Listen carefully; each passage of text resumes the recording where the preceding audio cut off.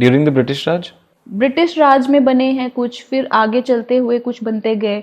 जैसे जैसे हमने सिचुएशंस को फेस किया वैसे वैसे एसओपीज बनते गए। मैं एक एग्जांपल देती हूँ, जैसे कि कोरोना है।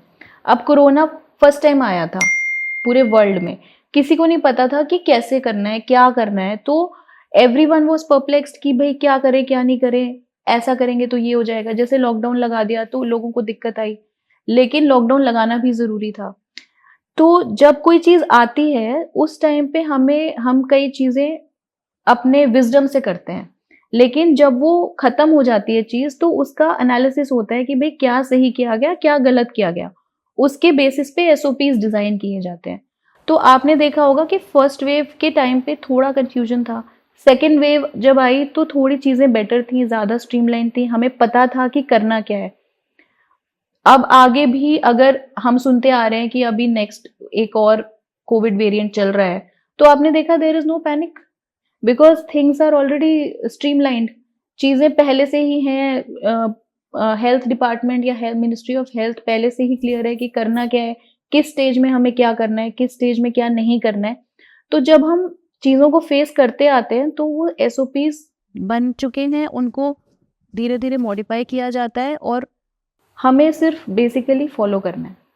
आपने एक बहुत अच्छा पॉइंट उठाया। Do you think we are COVID ready for another wave? Are we ready as a country? Yes yes definitely, I think. देखिए, अब मैं ये नहीं कहूंगी कि भाई हम कुछ भी नहीं होगा। डेफिनेटली अगर कोई किस तरह की चीज आती है तो कहीं ना कहीं कुछ इम्पैक्ट होता ही है उसका। बट आई थिंक अगर from readiness point of view से आप देखें तो I think we are extremely ready and we have really done a good job during COVID. पिछले, अगर आप बाकी कंट्रीज के साथ कंपेयर करेंगे तो India has really done a very very good job given the population of India. Of course हमारी population इतनी ज़्यादा है, कई कई जगह पे हमारे पास इतने डेंस पॉकेट्स है कि वहाँ पे चीज़ों को इम्प्लीमेंट करना, ऑन फील्ड उतारना बहुत मुश्किल हो जाता है। फिर भी लोग भी सपोर्ट करते हैं और गवर्नमेंट ऑफिसर्स और ऑफिशियल्स जो हमारे नीचे काम करते हैं, स्टाफ, वो भी बहुत ज़्यादा मेहनत करते हैं। तो I think we are ready. Ma'am, COVID की बात चली है तो मुझे एक बहुत इंटरेस्टिंग स्टोरी याद है आपके बारे में। आपके ट्रेनिंग के दिन चल रहे थे, अंडमान में you were training. Yes yes. Please tell that story to people, it's very interesting. So actually we were under training. हम लोगों को 3 महीने के लिए अंडमान भेजा जाता है फॉर रूरल ट्रेनिंग। उस टाइम पे हम लोग गए, बड़े खुश थे सब लोग, अच्छा चल रहा था सब कुछ। अचानक से कोविड आ गया। अब जब इनिशियली फर्स्ट वेव जब आई, किसी को कोविड के बारे में कुछ पता नहीं था कैसे है क्या है, तो लोग प्रिवेंशन पे फोकस कर रहे थे कि भाई आए ना हमारे यहाँ। And Andaman being a secluded place, वहाँ पे केसेस भी तब तक रिपोर्ट नहीं हुए थे ऑनेस्टली।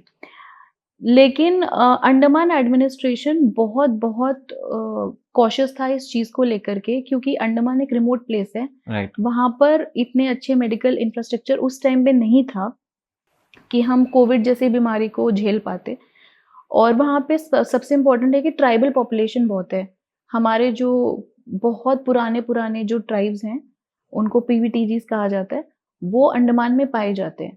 तो उनके अंदर इम्यूनिटी भी नहीं होती है। तो that is why Andaman administration was very very cautious कि यहाँ पे कोविड ना आए किसी भी तरीके से।